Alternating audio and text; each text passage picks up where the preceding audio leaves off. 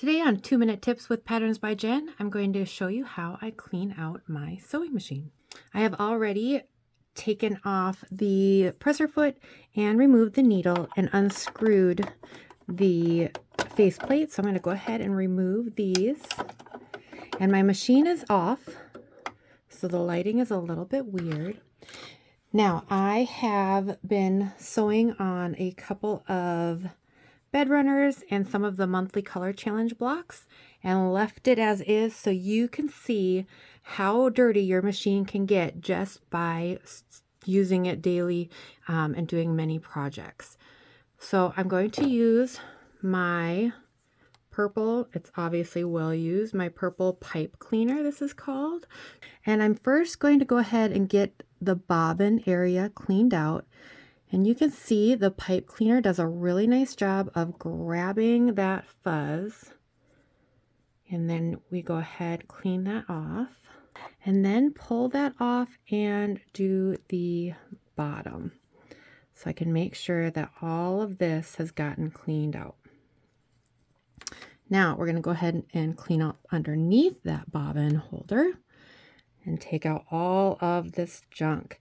This is what can cause your machine to start having issues as far as maybe jumping stitches, your thread is breaking, you're not getting the even stitching that you usually do. Well, that's because all of this is built up under there. So we want to make sure we get that good and cleaned out.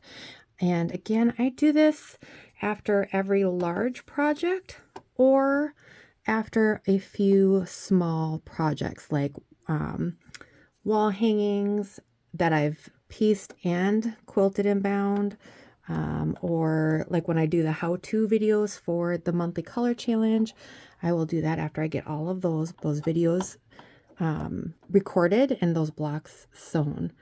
And so I'm just coming through those feed dogs and getting in between those to also get that fuzz. And then I'm going to go kind of down inside. Now I'm not pushing, I'm just kind of rubbing, pulling it through those smaller areas, going along those pieces. I don't want to shove this stuff down further into my machine, but I do want to clean out what I can. And so it just kind of, you can kind of see that there's just this layer of fuzz on everything. And so I want to go ahead and get that all cleaned out so that it isn't coming back under my bobbin and getting caught on that kind of stuff, and just getting this, see how quickly it builds up after just a few. And I don't know if you saw in there is a little piece of thread even. See, here's another piece. If you use a seam allowance guide, it can, I don't know if you've noticed that, here's some colored threads. When you use a seam guide, a lot of times it can rub up against the fabric that you are sewing, and sometimes those pieces come off. So again, I'm just kind of going through, cleaning off, kind of getting in between these spaces and taking out more of, as much of that fuzz as I can. I've got a piece there I want to kind of try and get.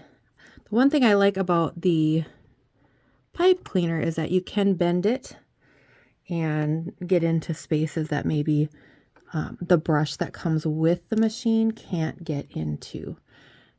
So then once I'm done with this, I will go ahead, change out that needle that I took out. I'll put in a new one, and I'll put in, replace these, the plates as I took them off, and go ahead, screw them in, and have a nice clean machine to quilt on. So just take a minute every now and then in between some bigger projects to just come through, get that fuzz taken care of, and then go ahead, talk to your service repairman about how often you should be bringing it in, because you still want to do those service appointments. That depends on your sewing. Thank you for joining me for another 2-Minute Tips with Patterns by Jen. Go make something extraordinary.